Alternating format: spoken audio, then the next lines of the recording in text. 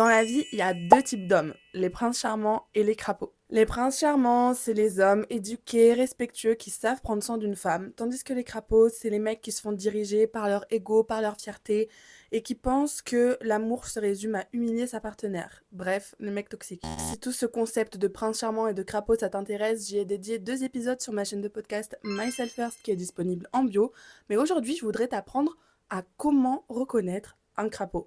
Et premier indice, le moment où un homme rentre dans ta vie. Généralement, les crapauds vont arriver quand tu es le plus vulnérable. Tu viens de te séparer de ton ex, t'as des problèmes d'argent, tu viens de déménager dans une ville que tu ne connais pas, bref, t'es en manque de repères et t'as besoin d'affection, c'est à ce moment-là qu'il intervient. Et si les crapauds arrivent dans des moments difficiles, c'est pas un hasard. Encore une fois, les crapauds sont des créatures qui n'ont pas confiance en eux.